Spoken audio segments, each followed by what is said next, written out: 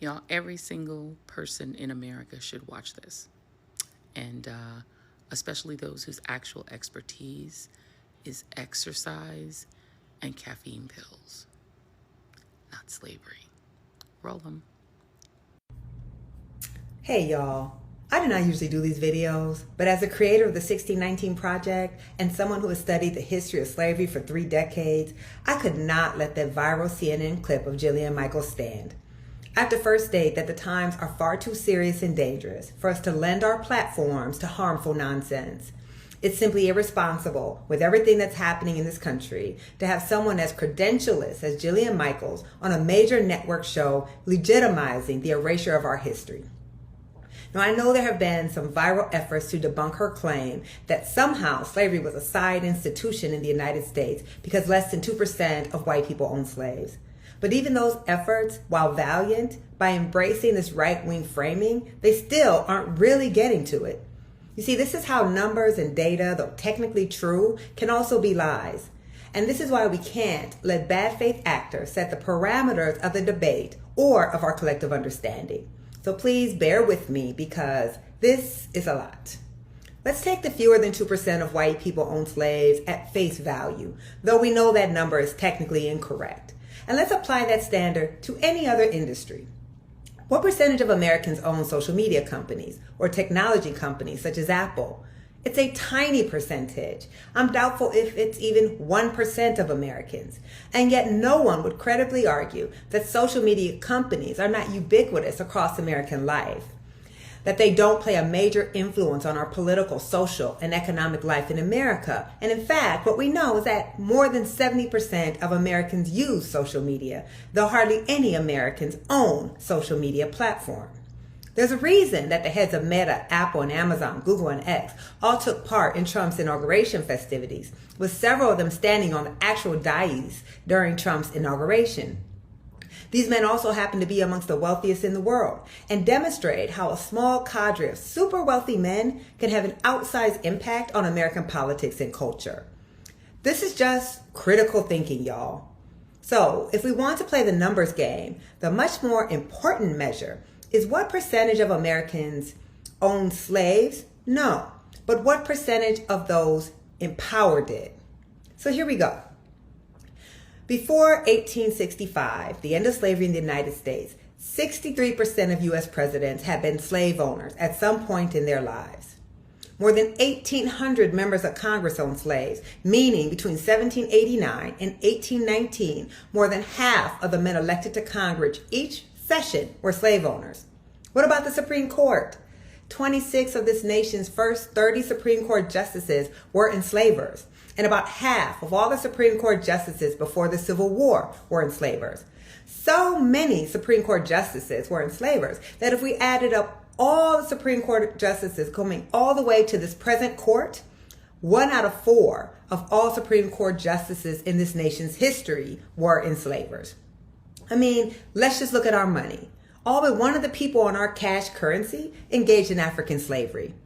Look at the $1 bill, $2 bill, 10, 20, 50, 100. All these men engaged in slavery. It's weird that we didn't value all those non-slave holding white people enough to put them on our money. The majority of the most powerful men in this country, the men who made the federal laws, interpreted the laws, and enforced the laws, built their wealth on African slavery. And I assure you, that number says much more about the country we inhabit than that 2%.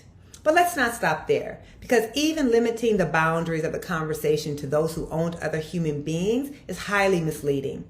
Much like technology today, slavery in the United States was a national endeavor that undergirded not just our political system, but our entire economy. During the height of slavery, it was not the Northeast, Boston or New York, but the Mississippi River Valley in the Deep South that had more millionaires per capita than anywhere in the nation. And the Confederacy, had it succeeded at being a separate country, would have been the 4th richest nation in the world when the Civil War started. Enslaved people in the U.S. produced 7/8 of the world's cotton supply, and slave-grown cotton constituted 50% of all U.S. exports, making it the #1 export in America. And the North was completely intertwined in slavery, so much so that at the start of the Civil War, New York City actually considered seceding from the Union because the economy of the nation's trade capital was so heavily reliant on slavery. White enslavers financed their operations through New York banks, protected their enslaved property through New York insurance companies, and transported their slave-grown cotton on New York ships, flooding $200 million into New York's economy every year. Enslaved people built the famous wall that Wall Street is named after. Famous companies such as Lehman Brothers are rooted in slavery. The Lehman Brothers began as cotton brokers in Alabama before moving to New York to help establish the New York Stock Exchange. Brooks Brothers made not only fine suits, but slave cloth outfits to clothe the enslaved. Domino Sugar dominated based on slave-grown sugar. As a result, by some estimates, New York received 40% of all U.S. cotton revenue. They didn't have to own the slaves to profit greatly from slavery. Northern states may have outlawed slavery, but they continued to profit off of slavery and the slave trade. We learn about the marvels of the Industrial Revolution, but that revolution was made possible not just by technology, but by cheap slave-grown cotton.